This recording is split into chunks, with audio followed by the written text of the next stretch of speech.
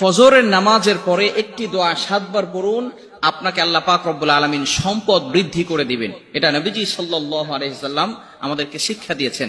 অনেক সময় সাহাবায়ে কেরাম নবীজি সাল্লাল্লাহু আলাইহি সাল্লামের কাছে গিয়ে বলতেন, ইয়া রাসূলুল্লাহ, ইয়া হাবিবাল্লাহ, আমার সম্পদ যাতে করে বৃদ্ধি হয় আপনি আমাদেরকে কিছু আমল শিক্ষা দেন, এমন কিছু আমল আমাদেরকে বলে দেন যার কারণে আল্লাহ পাক রব্বুল আলামিন আমাকে সম্পদের মালিক বানাবেন।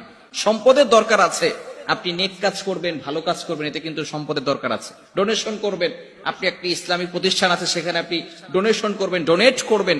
আপনার কাছে যদি টাকাই না থাকে আপনি কিভাবে ডোনেট করবেন? এজন্য সম্পদ থাকা এটা খারাপ লক্ষণ নয়। ওসমান রাদিয়াল্লাহু তাআলা আনহুর সম্পদ ছিল, তিনি ইসলামের জন্য ব্যয় করেছেন, তিনি ইসলামের জন্য বিলীন করে দিয়েছেন। এজন্য সম্পদ থাকাটা খারাপ লক্ষণ নয়।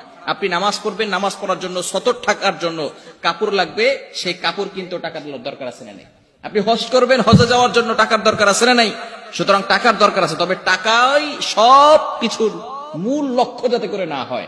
আপনাকে মনে রাখতে হবে জীবন চলার পথে কিছু টাকা দরকার, এই জন্য আমি দুনিয়ার কাজ করব। আপনাকে এই সম্পদ বৃদ্ধি করার জন্য আপনাকে কারো কাছে কিছু চাইতে হবে না। নবীজি সাল্লাল্লাহু আলাইহি ওয়াসাল্লামের শিখানো একটি আমল যদি আপনি ফজরের নামাজের পরে পড়তে পারেন।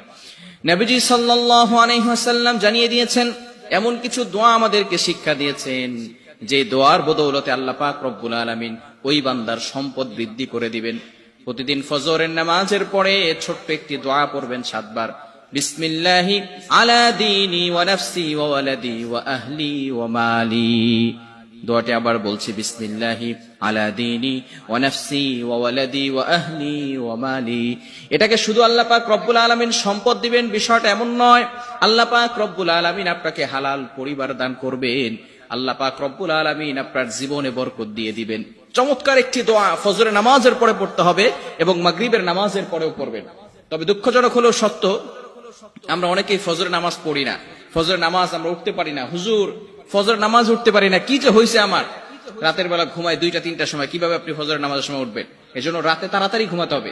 নবীজি সাল্লাল্লাহু আলাইহি সাল্লামের সুন্নাহ হচ্ছে, নবীজি সাল্লাল্লাহু আলাইহি সাল্লাম এশার আগেই খাবার খেয়ে ফেলতেন। এশার নামাজ পড়েই নবীজি সাল্লাল্লাহু আলাইহি সাল্লাম ঘুমিয়ে যেতেন, সাহাবায়ে কেরামরাও ঘুমিয়ে যেতেন এবং নবী সাল্লাল্লাহু আলাইহি সাল্লাম শেষ রাতে তাড়াতাড়ি উঠতেন।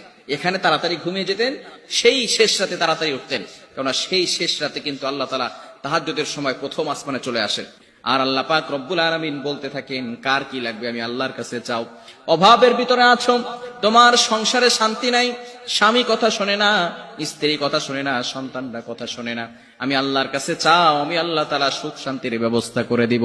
সম্পদ লাগবে, আমি আল্লাহ সম্পদের ব্যবস্থা করে দিব। ইজ্জত লাগবে, আমি আল্লাহ ইজ্জতের জিন্দেগি দান করে দিব। চাইতে হবে একজনের কাছে, তিনি কে?